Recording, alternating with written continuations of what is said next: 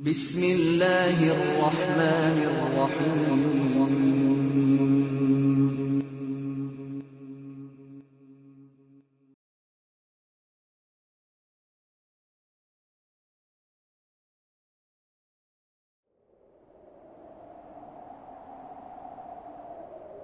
1,400 years ago, when the world was immersed in darkness, the Qur'an was revealed, which brought light to a beleaguered world. And whereas the earlier books came with many scientific mistakes due to the hand of man having delved into them, the Qur'an had none of these contradictions.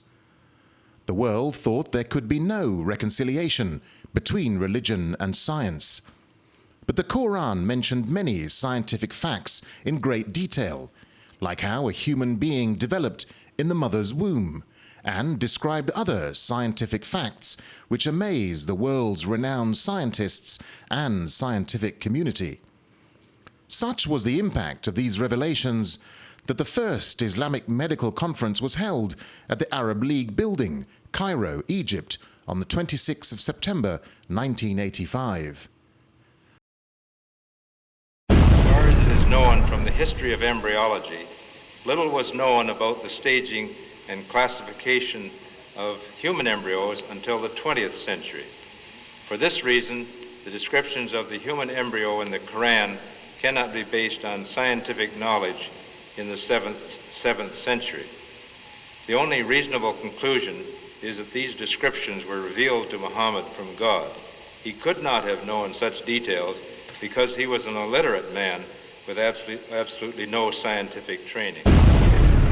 The key word in both is al-ghaid, which could mean passing through or penetration of fluid into depth, like water going into the depth of the earth. And two, decrease in amount.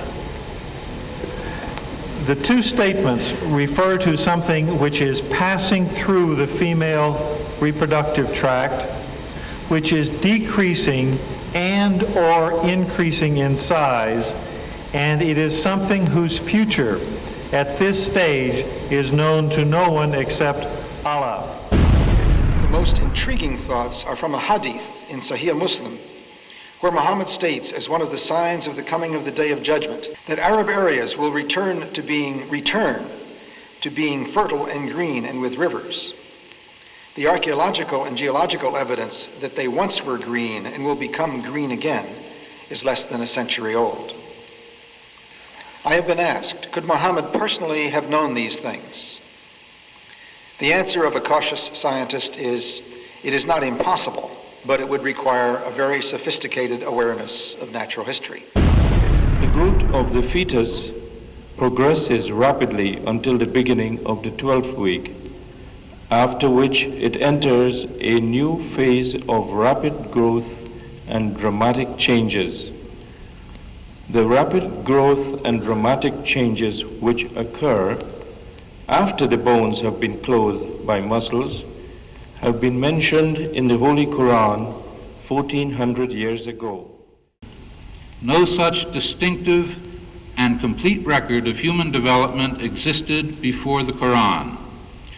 It was many centuries afterwards that the human developmental stages were recorded in traditional scientific literature. The advances of modern developmental biology raise as many questions as they solve, and the physicians and scientists of today are perhaps more than ever before in need of the wisdom and counsel of scholars and religious leaders. It is not surprising then that we relook to our holy scriptures for help and enlightenment.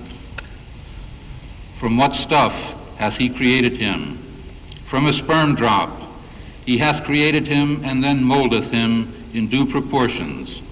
Surah 80, Ayah 18 and 19. Thank you very much. The Qur'an on Embryology. Professor Keith Moore is one of the world's prominent scientists in the fields of anatomy and embryology, and is the author of the book entitled The Developing Human, which has been translated into 8 languages. The book is considered a scientific reference work and was chosen by the Special Committee in the United States as the best book authorized by one person. Dr. Keith Moore is the professor of anatomy and cell biology at the University of Toronto in Toronto, Canada. In 1984, he received the most distinguished award presented in the field of anatomy in Canada, the JCB Grant Award from the Canadian Association of Anatomists.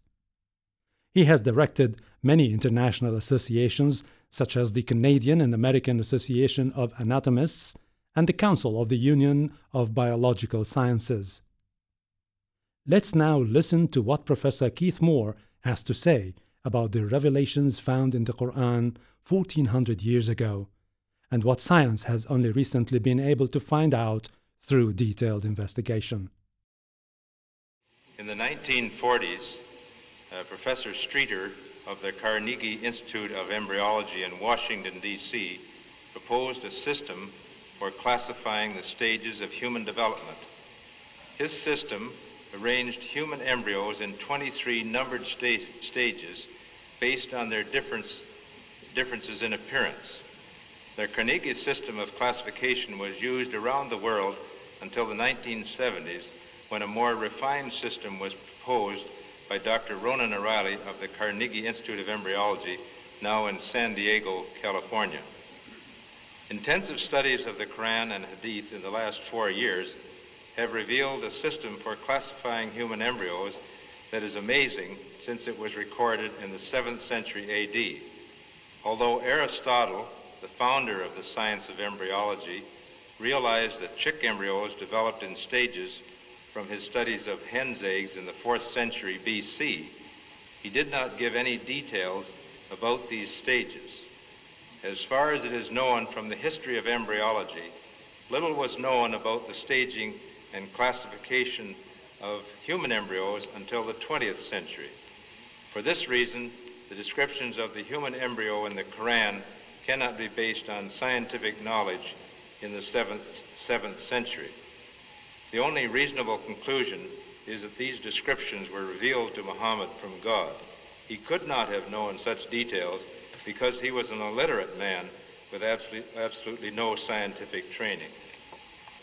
The first stage is Adafk, and you'll have to apologize for my pronunciation.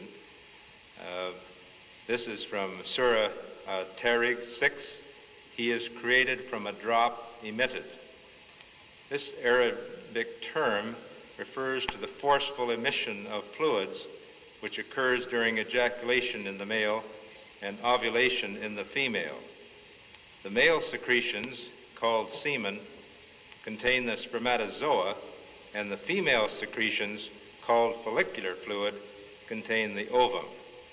This is the stage of fertilization and the nutfa, and after this is what we call the zygote, referred to in the Qur'an as the nutfa, and the nutfa undergoes division, which we call cleavage, as it passes down the uterine tube. And so these are the stages of the nutfa here as it undergoes cell division. This term is used several times in the Qur'an when referring to the beginning of development. After examining all these references, it is concluded that nutfa refers to the small drop of fluid containing the sperm and the ovum. The term nutfa is also used to refer to the dividing zygote as it undergoes cleavage, cell division, and passes along the uterine tube to enter the uterus. This surah says, "Then he made his progeny from a quintessence of the nature of fluid despised." Sulala is an Arabic term, refers to the gentle extraction of the germ or sex cells from the millions that are produced. There are 300 to 500 million sperms in the ejaculate of a healthy young male. Only one of these is extracted from the semen to fertilize the ovum. This shows a photograph of the millions of sperm when they are ejaculated, and only one of the several million sperms is drawn out, which is what is suggested by the word sulala. Now, the same in the case of the ovary. Only one ovum reaches maturity and is expelled from the ovary, and it is extracted from the many thousands that are available in the ovary. Again, the idea of extraction or sulala. The next stage is Amshaj, Surah ad-Der 2. Verily we created man from a mixture of a germinal drop. Amshaj, then, is an Arabic term, is used in the Qur'an to describe the mixing of the sperms and the ovum. During fertilization, the ovum rotates within the fluid containing the sperms until one of them is successful in penetrating its covering layers, which we call the corona radiata and the zona pellucida, which is this layer here. Yeah, I'll read it again in English. It's Surah Abasa 19. He created a new individual from Nutfa and immediately planned and programmed him. That was the first one we had. Oh, there it is. So al-Khalq then is an Arabic term which means coming into being, and is used when referring to the fertilized ovum or zygote. Here you can see the nuclei from the sperm and the ovum uniting to form a new cell, which is the zygote or nutfa, and then here's the zygote or nutfa again, but it's just getting ready to divide into two cells, which we call the dividing zygote or the dividing nutfa. The next stage, al-Takdir, which is the same verse that was just repeated.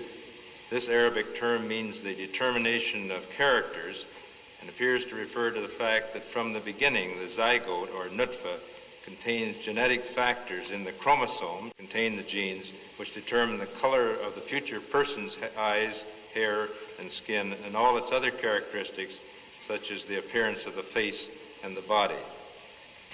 Al-Harth, Surah Al-Bagara, Ayah 223, your wives are as a tilth unto you.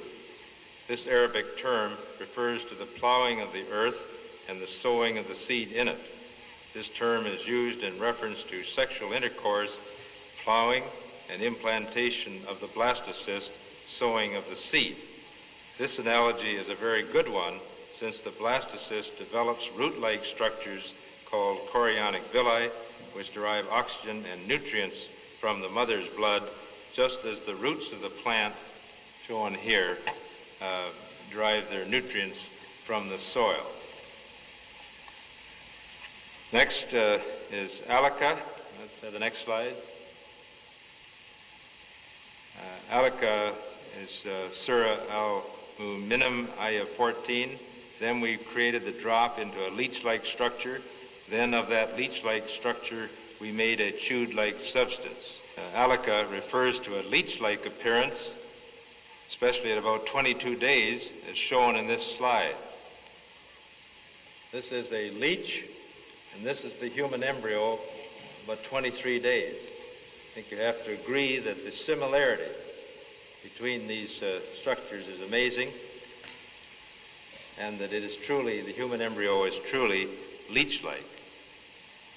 The leech-like embryo is attached to the chorionic sac, which is embedded in the maternal blood and attached to the maternal endometrium, or the lining of the uterus. This is the Mudga stage, from Surah Al-Mu'minun, Ayah 1 to 14, and I repeated that before. Then we created the drop into a leech-like structure. Then of that leech-like structure, we made a chewed-like substance, which you can see here, and begins during the 6th week. Next stage is Al-Kissa Bil-Lan, Surah Al-Mu'minun, Ayah 14. Then we clothe the bones with flesh. So in the previous stage, then we had the bones, and then we covered the bones with flesh. So this Arabic term means a clothing with flesh, and after the bones form, they become surrounded or clothed by flesh or muscles, which acquire attachments to them.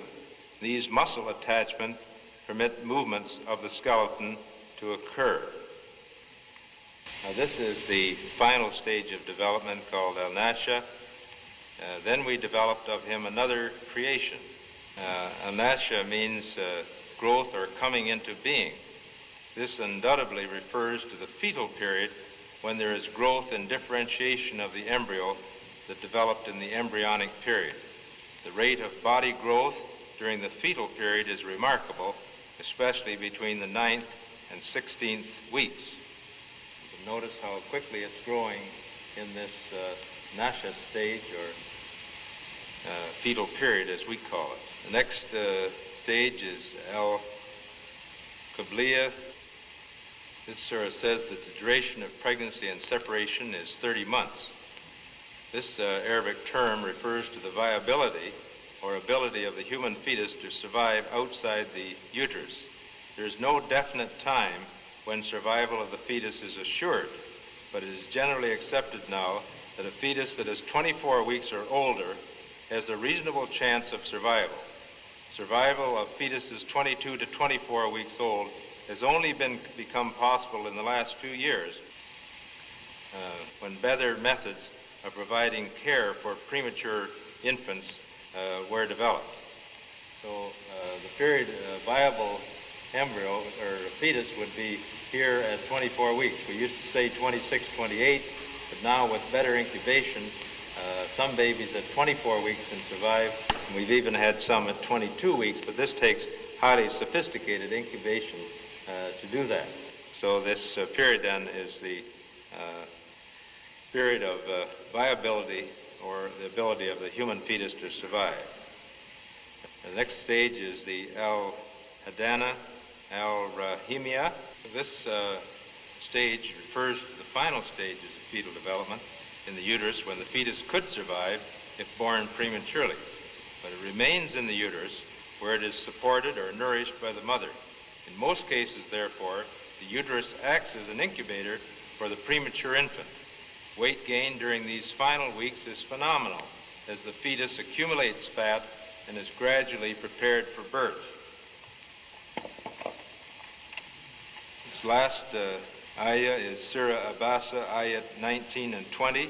From a drop he created him and immediately planned and programmed him. Then he makes his passage easy. This Arabic term means to make the passage easy. It is well known that as the time of birth approaches, the maternal tissues of the cervix and the joints of the pelvis become looser so that the passage of the fetus through the fetal canal will be facilitated. This process, initiated by hormones in the mother's blood, accelerates during the early stages of labor or delivery of the baby. As the amniochorionic sac, that is the bag of waters surrounding the baby, expands near the time of birth, it protrudes into the cervix, that is the neck of the uterus, and causes it to dilate. When the amniochorionic sac ruptures, the amniotic fluid provides a slippery pathway for the fetus to pass along the cervix and vagina to the outside of its mother. All the above occurrences facilitate the birth of the baby, that is, they make the passage easy. The stages of embryonic and fetal development mentioned in the Qur'an should be used when teaching Muslim students because they are in accordance with our modern understanding of the development before birth. It will also enable Muslim doctors and nurses to explain human development to their patients using Quranic references. Muhammad could not have known these facts about human development in the 7th century because most of them were not discovered until the 20th century. Muslims and others are justified in concluding that these facts could only have been revealed to Muhammad by the one who knows all about us, not only about how we developed, but how we live and function. Thank you very much. The Qur'an on Embryology. Dr. E. Marshall Johnson. Dr. E. Marshall Johnson is Professor Emeritus of Anatomy and Developmental Biology at Thomas Jefferson University, Philadelphia, Pennsylvania, USA. There, for 20 years, he was Professor of Anatomy, the Chairman of the Department of Anatomy, and the Director of the Daniel Bohr Institute. He was also the president of the Teratology Society. He has authored more than 200 publications. As you follow Dr. Marshall on this incredibly detailed journey, he leaves you in no doubt as to the only possible conclusion that can be made. The two statements that I have are that, number one, Allah knows what every female womb bears and what is penetrating into the womb or decreasing and what is increasing. The second is none knows the future of what is decreasing or penetrating into the wombs except Allah. The two statements taken together can be considered the period of early embryogenesis from insemination to early implantation of the fertilized ovum. The key word in both is al-ghaid, which could mean passing through or penetration of fluid into depth, like water going into the depth of the earth.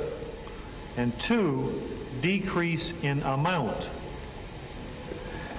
The two statements refer to something which is passing through the female reproductive tract, which is decreasing and or increasing in size, and it is something whose future at this stage is known to no one except Allah.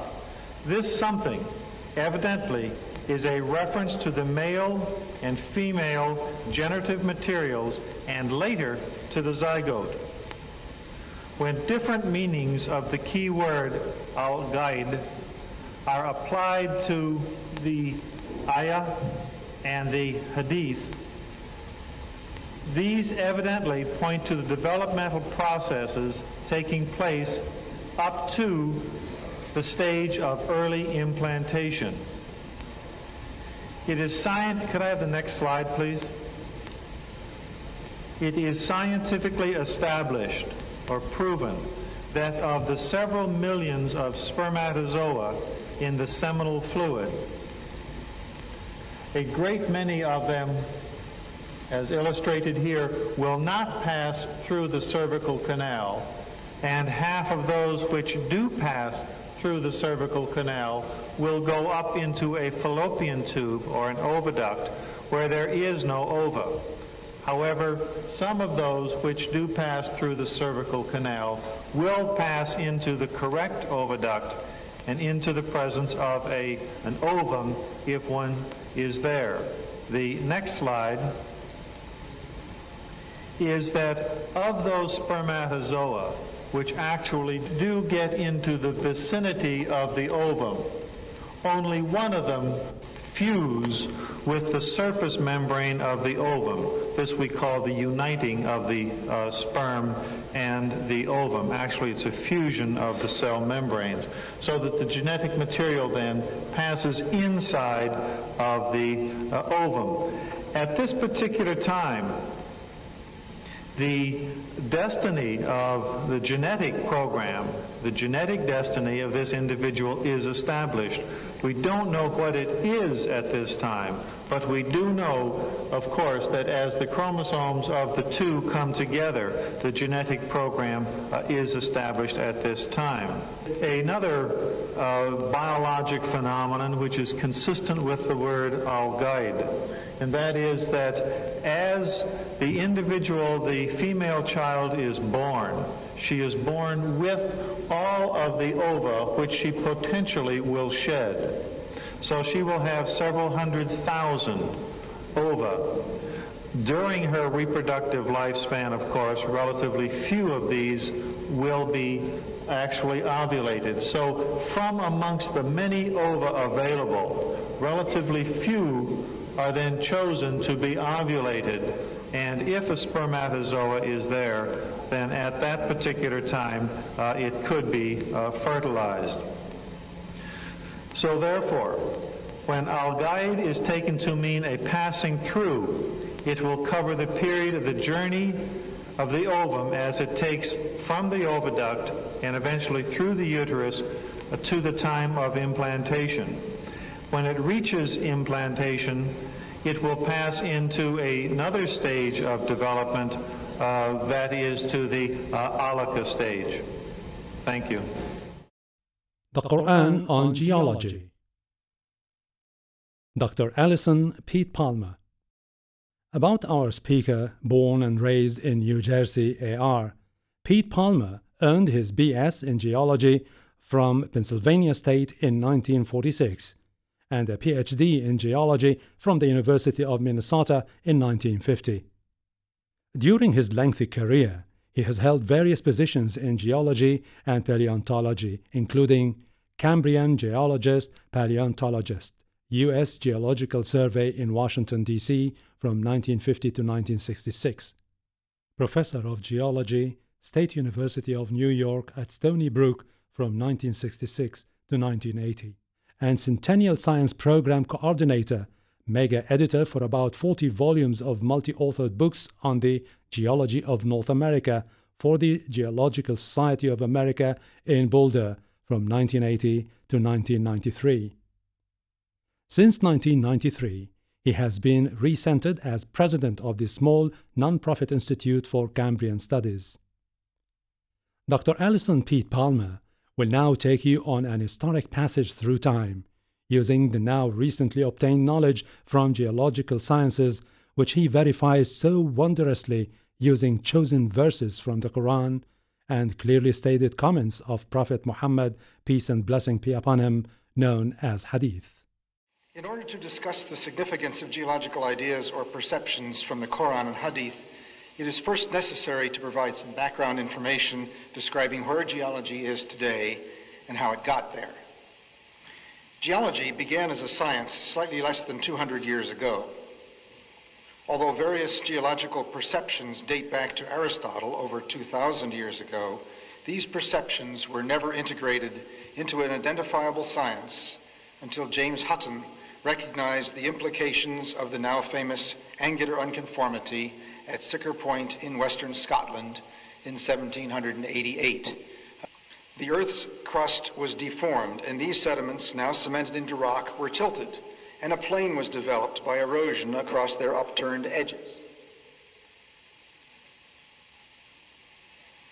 More sediments, a minimum of 2,100 meters thick, accumulated on this plain and in the course of time were cemented to form rock. Erosion of this thick series of rocks, which is still in progress at the present time, has cut a deep canyon through these rocks, exposing the evidence of their history. This deeply eroded land surface is essentially the only land surface that human beings have ever seen. But what a magnificent history is revealed. The vastness of this history is clearly demanded by the logical implications of the angular unconformity. This evidence that the Earth had a long history far beyond the memory of man was the basis for the science of geology. In the 2 centuries since Hutton saw and understood his angular unconformity in Scotland, geologists have been busy unraveling this history. The unraveling was helped by several additional fundamental but simple ideas. First, shells, bones, and plant remains found in rocks were recognized as records of life of the past. By the early 1800s, it was further recognized that the record of life in the rocks was different than it is today, and that the further back in time one went, that is, in lower and lower layers in the sequences of layered rocks, the more different the fossil record became. Thus, an empirical succession of geological ages was established. Each age was characterized by different assemblages of fossils found in the rocks. What do the Qur'an and Hadith say about all of this? Some key words from various parts of the Qur'an and Hadith have interesting implications. According to Surah 29, Ayah 20, God says, "Walk through the earth and see how God did originate creation." The story that I have just presented is the product of thousands of geologists walking through the earth, observing and thinking about their observations, primarily since the early 1800s. Next slide. Surah 79, Ayah 31, discussing creation and the earth, states, "He draweth out therefrom its moisture." Although this seems to be in a context of springs because the following phrase mentions pastures, it is permissible to consider that this refers to outgassing of volcanoes early in Earth history. Volcanic gases include large amounts of water vapor and carbon dioxide. We believe that volcanoes early in Earth's history were the sources for the oceans and the atmosphere, an understanding only reached within the last century. Next slide. Surah 79, Ayah 32 states, also in the context of creation, "And the mountains hath he firmly fixed." Similar mention of mountains is found in several other surahs. It is permissible to interpret this to imply that mountains are rooted and that modern geophysics has established deep crustal roots for the axial parts of mountain systems at converging plate boundaries. Several surahs mention geological perceptions tied to earthquakes. Next slide. Surah 86, Ayah 12, in a context of predicting happenings on the Day of Judgment, states, "And by the earth, which has faults." And Surah 67, Ayah 16, next slide, in a context of punishment for unbelievers, states, "Are you sure that God will not cause you to be swallowed up by the earth when it is turbulent?"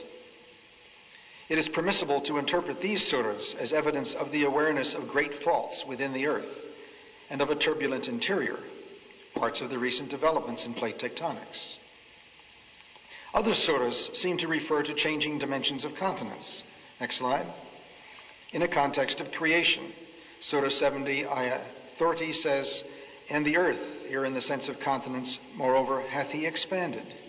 Next slide. Surah 13, Ayah 41, in a context referring to the power of God, states, "See they not that we gradually reduce the continents?" And in Surah 13, Ayah 3, in the context of creation, we see, "And it is he who expanded the earth and set thereon mountains standing firm and rivers." The concept of change in the geographic dimensions of the continents is a very modern concept. Perhaps the most intriguing thoughts are from a hadith in Sahih Muslim, where Muhammad states, as one of the signs of the coming of the Day of Judgment, next slide, that Arab areas will return to being fertile and green and with rivers. The archaeological and geological evidence that they once were green and will become green again is less than a century old. I have been asked, could Muhammad personally have known these things? The answer of a cautious scientist is, it is not impossible, but it would require a very sophisticated awareness of natural history. The Middle East has been and still is one of the more earthquake-prone parts of the world. Oral tradition may have mentioned fractures opening during earthquakes, and certainly the earth trembles as if its interior were turbulent on such occasions. In summary, the Islamic texts can be divided into three categories related to the past, the present, and the future. References to the past are expanding and shrinking of the earth, fixing of the mountains, deriving moisture from the earth's interior, and description of the past climate of the Arabian Peninsula. References to the present are the presence of great faults, a turbulent earth interior, and changing dimensions of the continents. References to the future are predictions about the return of better climatic conditions to the Arabian Peninsula. What is the significance of these statements made 1,400 years ago, long before the beginning of the new science of geology? We need research into the history of early Middle Eastern oral traditions to know whether, in fact, such historical events have been reported.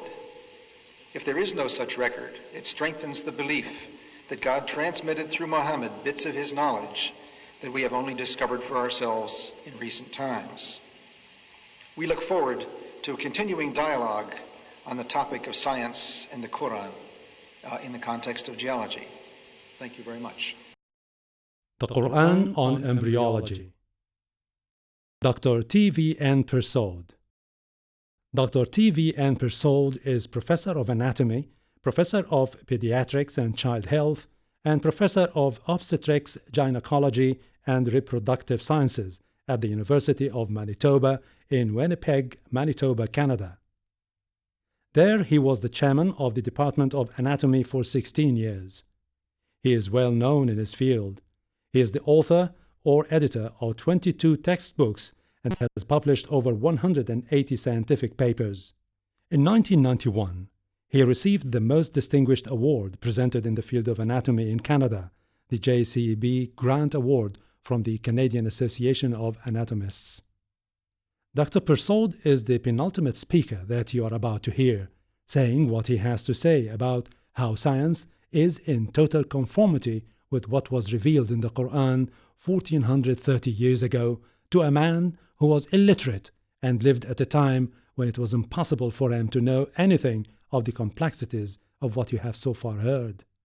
Dr. Persaud will be discussing issues pertaining to ladies and how the Qur'an succinctly and correctly stated scientific facts impossible for anyone to have known at that time. He further states facts and figures pertaining to the current sexual promiscuity and the health-related problems due to this. What is amazing is how this was clearly stated by Prophet Muhammad, peace be upon him, long before any of these facts were known to the medical world. Let's now listen to what Dr. T.V.M. Persaud has to say on these amazing issues. The growth of the fetus progresses rapidly until the beginning of the 12th week, after which it enters a new phase of rapid growth and dramatic changes. The rapid growth and dramatic changes which occur after the bones have been clothed by muscles have been mentioned in the Holy Qur'an 1400 years ago. And this is the Surah Al-Mu'minun, Ayah 14. The first slide is a scanning electron micrograph of an embryo that is just 5 weeks old. The embryo, as you will see, is curled. It is no more than a half an inch in length, and the upper part forms 2/3 of the entire body. There is a limb bud there, and there is in fact a tail. The heart is in its very primitive stage, but it's in fact beating rhythmically. And this is a special technique which is used for clearing the embryo so that it becomes transparent, and then a stain is used to stain the bony parts which have appeared, and this is what you're seeing here. It comprises mostly of cartilage, which gives form to the body of the embryo and confers upon it unquestionably human characteristics. This stage of a 7-week-old fetus, its own unique personality, perhaps as a thinking, conscious, and feeling being. And the Prophet Muhammad, peace be unto him, mentioned all these events I've described and their time in the Hadith. And we don't have a transparency, but I'll read it for you. When 42 nights have passed over the sperm drop, Allah sends an angel to it, who shapes it and makes it ears, eyes, skin, flesh, and bones. Then he says, "O Lord, is it male or female?" And your Lord decides what he wishes, and the angel records it. Thank you. Now there is another concept mentioned in the Quran, and that is regarding the soul. There are many thoughts about the soul, but we know very little of its exact nature. And the Quran has indeed cited this. And this I shall read to you now. They ask thee concerning the spirit of inspiration, shukran. Say, the spirit cometh by command of my Lord. Of knowledge, it is only a little that is communicated to you, O man. Thank you very much.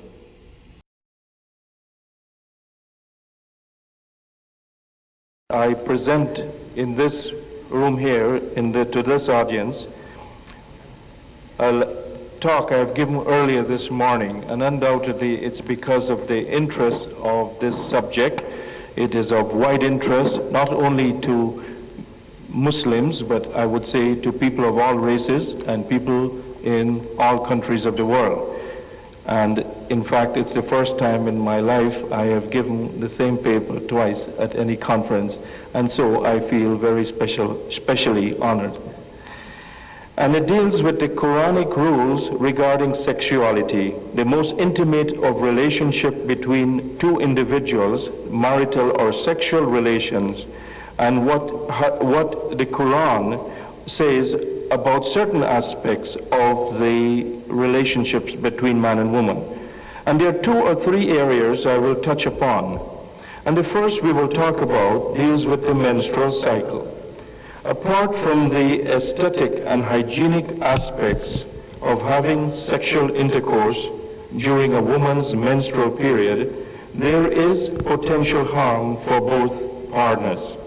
Regarding the menstrual flow itself, the following statement, taken from the 16th edition, which is 1980, of the standard well-known Williams Obstetrics, should be noted. And concerning these problems, the Qur'an states in Surah Al-Baqarah, Ayah 222, they ask thee concerning women's courses, say they are a harm and a pollution, so keep away from women in their courses and do not approach them until they are clean. Sexual promiscuity, another area I like to briefly touch on, has long been associated with several venereal infections, in particular syphilis and gonorrhea. The risk of sexually acquired infection increases significantly with exposure to multiple sexual partners. Of great concern is the alarming increase in the incidence of diagnosed genital herpes because of sexual permissiveness. According to the United States Department of Health and Human Studies, which maintain very, very reliable statistics, maybe as many as 20 million individuals have genital herpes, and about 300,000 cases are expected annually.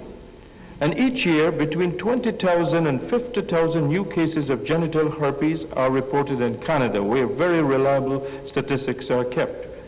In 1982, there were over 6,000 cases of herpes virus infections reported alone in Canada. More than 40% of these infections were sexually transmitted and largely involved young adults between the ages of 15 and 19 years. And for many other countries, not only the United States and Canada, it's simply because I have these statistics available and I can depend and rely on them, but the statistics are the same, and the prevalence of genital herpes infection makes the disease a virtual epidemic. Among sexually transmitted diseases, it is second only to gonorrhea.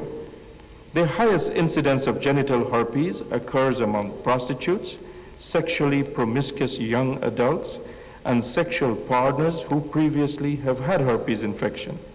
In general, this age group is at the highest risk of acquiring sexually transmitted diseases. Within the last 3 years, there has been an increasing number of reports on acquired immune deficiency syndrome, which you all know as AIDS, a disease of emerging epidemic proportion. It is attracting an extraordinary amount of attention. Some of you may know that it was featured in the August issue of Time magazine. Interest and concern on account of its unknown etiology and poor prognosis. There is no known cure for this illness too, which makes previously healthy adults become immunodeficient, and in most cases the victims will die. It is particularly prevalent among male homosexuals, but epidemiological trends indicate that it is slowly increasing among heterosexuals and will gradually spread to the general population. In fact, this has been predicted by just about every agency studying AIDS, that this will gradually permeate into the general population. As you can see, AIDS as a public health problem has been featured as as a national problem, an international problem, a problem of worldwide concern, has been featured in Times magazine. It is now considered to be the most important new public health disease in North America. Because of the progressive and relentless epidemic, there is every fear that the disease, with all its frightening implications, might gradually spread to the general population.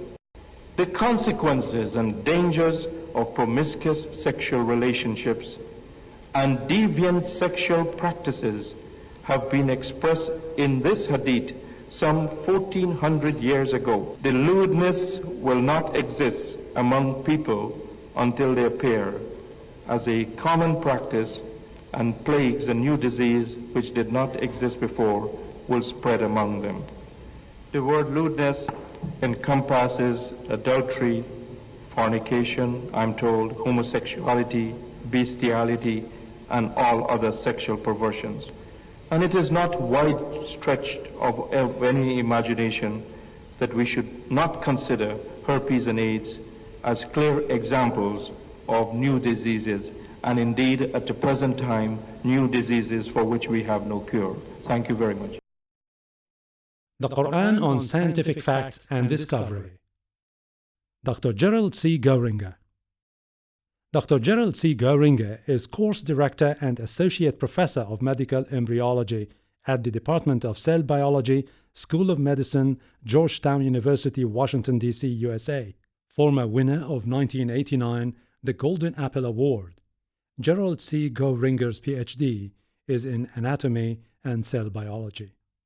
The final speaker from amongst these world-renowned scientists will now tell us, as all the others have, that the scientific knowledge that was only available to mankind in the last century or so is in complete harmony with the Qur'an.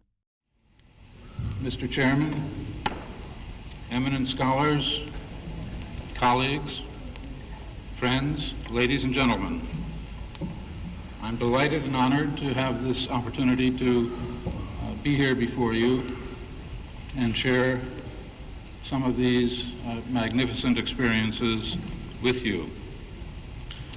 In this paper this morning, we attempt to briefly outline some of the milestones in the history of embryology by way of setting the stage for the analyses of most of the other speakers who will follow. Regarding many of the points we emphasize, you will recognize pertinent passages in the Holy Qur'an. Let us commence with a fundamental question of biological science, a question that has commanded the attention of scholars and scientists from the earliest recorded history through today. It is a question that is also documented in the Holy Qur'an. Simply put, it is, how does man develop? This question rings through the centuries, and the record of our attempts to answer it comprise much of the history of science in general.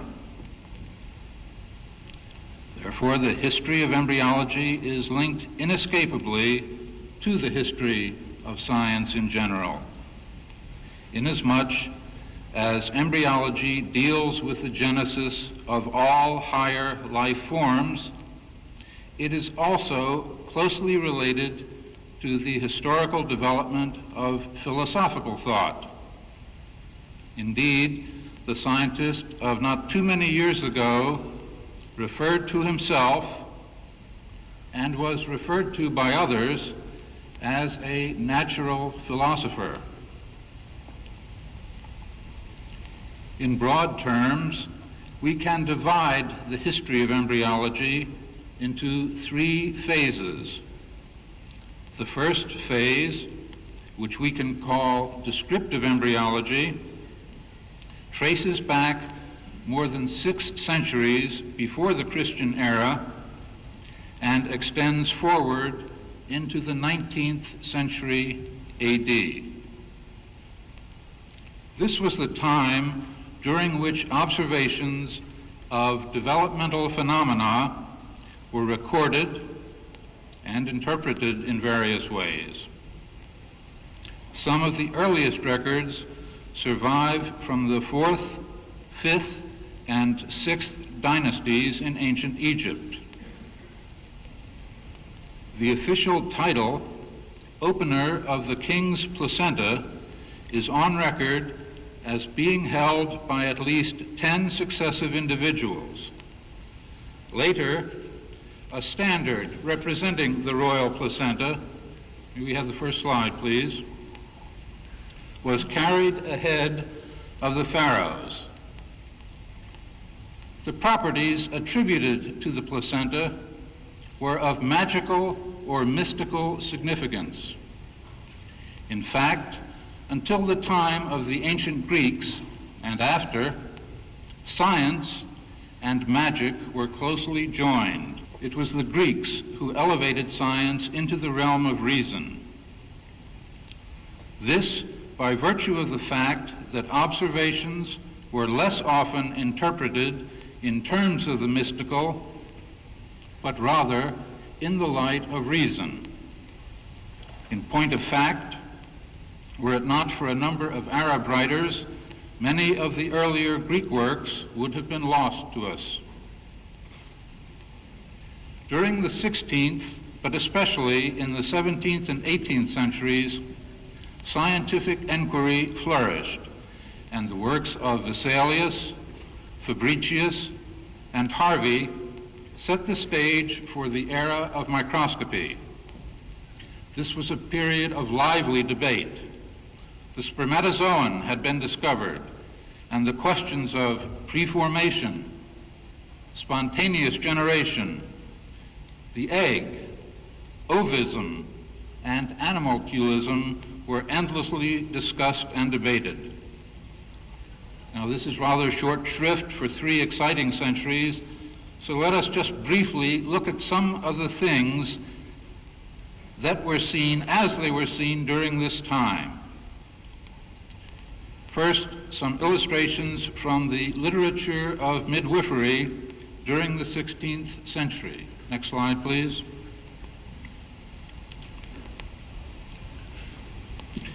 Showing how from a coagulum of blood, in the upper left,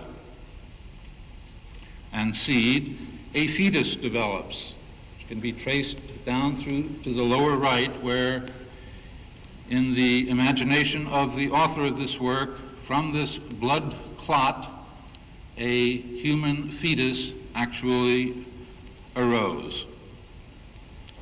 Menstrual blood was commonly thought to give rise to the embryo during this time. Before discussing the rise of experimental embryology, let's turn for a brief moment to the instrument that capped the progress of descriptive embryology and which is used just as frequently today, albeit in somewhat more sophisticated form, the microscope. Next slide, please.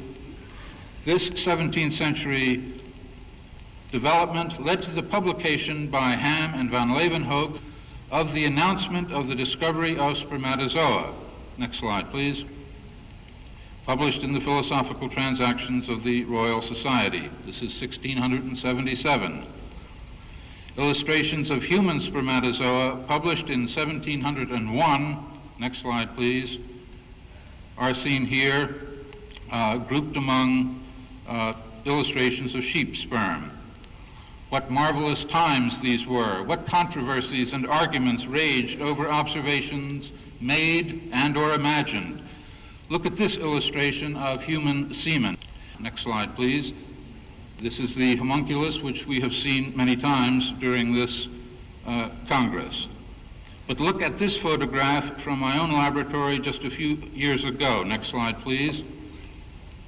Although this is part of an experiment unlikely to have been considered during the 17th or 18th centuries, it is not too difficult to imagine how different structures could be imagined to exist in spermatozoa. With all this remarkable progress, much of what we have discussed has already been described, and with infinitely more elegance, in the Holy Qur'an.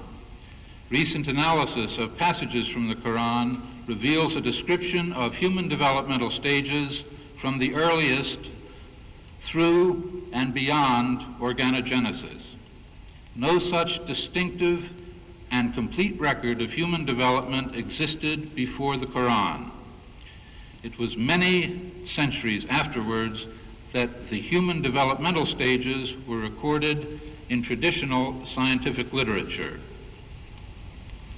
With the benefit of historical perspective and the accumulated wisdom of those who have gone before, we are in a position today not only to appreciate the remarkable contributions to science of these giants of the past, but just as importantly, we can better appreciate how much we still do not know about development. The advances of modern developmental biology raise as many questions as they solve, and the physicians and scientists of today are perhaps more than ever before in need of the wisdom and counsel of scholars and religious leaders.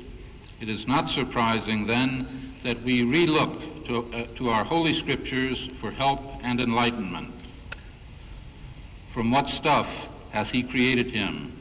From a sperm drop. He hath created him and then moldeth him in due proportions. Surah 80, Ayah 18 and 19. Thank you very much. Quran and Science.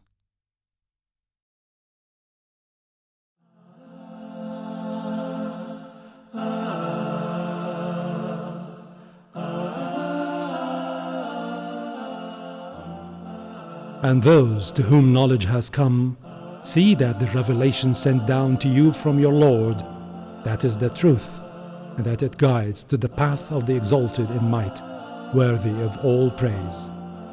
The Noble Quran, chapter 34, verse 6. The Quran calls people to worship only one God, the creator of everything. Say, He is Allah, the one and only. Allah, the Eternal, Absolute, He begets not, nor is He begotten, and there is none like unto Him.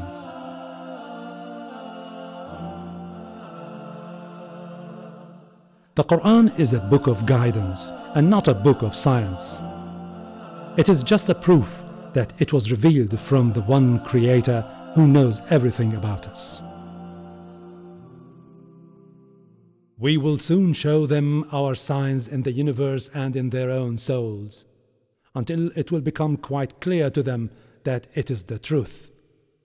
Is it not sufficient as regards your Lord that He is a witness over all things? The Noble Quran, chapter 41, verses 53. The Quran mentioned many scientific facts, like the origin of the universe and how it came into existence. This included facts related to how it began and facts related to how it will end. Like the theory of the Big Bang, for example, and that everything came into existence after it, and our Earth was one of these structures that were formed from this Big Bang.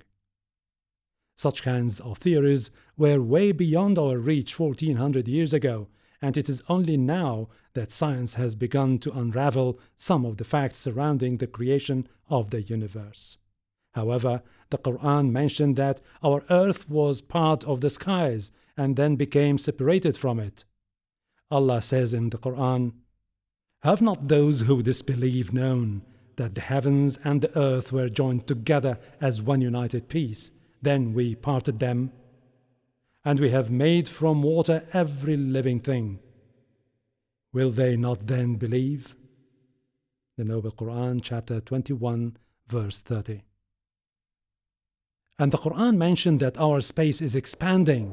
That's because after the Big Bang, every planet and star is moving away from each other. Allah says in the Quran, "With power did we construct the heaven. Verily, we are able to extend the vastness of space thereof." The Noble Quran, chapter 51, verses 47. And the Quran mentioned that all the planets are running in an orbit, and the sun is running to its resting place. That resting place is the translation of the Arabic word mustaqar, which indicates an exact appointed place and fixed time. According to modern astronomy, the solar system is indeed moving in space at a rate of 12 miles per second towards a point situated in the constellation of Hercules Alpha Lyrae, whose exact location has been precisely calculated. Astronomers have named that mustaqar the solar apex. Allah says in the Quran, "And the sun runs on its fixed course for a term appointed." That is the decree of the Almighty, the All-Knowing. The Noble Quran, chapter 36, verses 38. and that our universe will end by rolling together like sheets or records. Allah says in the Qur'an, "And remember the day when we shall roll up the heavens like a scroll rolled up for books. As we began the first creation, we shall repeat it. It is a promise binding upon us. Truly, we shall do it." The Noble Qur'an, chapter 21, verses 104. And the last scientific fact we want to present to you is regarding the fingertips of the human being. The Qur'an mentioned that every human has a unique fingerprint, and it is used as a very important method of identification around the world. But what is even more amazing is this feature of the fingerprint was only discovered in the late 19th century. Before then, people regarded the fingerprints as ordinary codes without any specific importance or meaning. However, in the Qur'an, God points to the fingertips, which did not attract anyone's attention at that time, and He drew our attention to this important matter, which has now only been understood in our age. Allah says in the Qur'an, "Does man, a disbeliever, think that we shall not assemble his bones? Yes, we are able to put together in perfect order the tips of his fingers." The Noble Qur'an, chapter 75, verses 3 and 4. There are still many scientific facts in the Qur'an for any knowledgeable individual or scientist to explore. Like it says in the Qur'an, "And those to whom knowledge has come, see that the revelation sent down to thee from thy Lord, that is the truth, and that it guides to the path of the exalted in might, worthy of all praise." The Noble Qur'an, chapter 34, verses 6.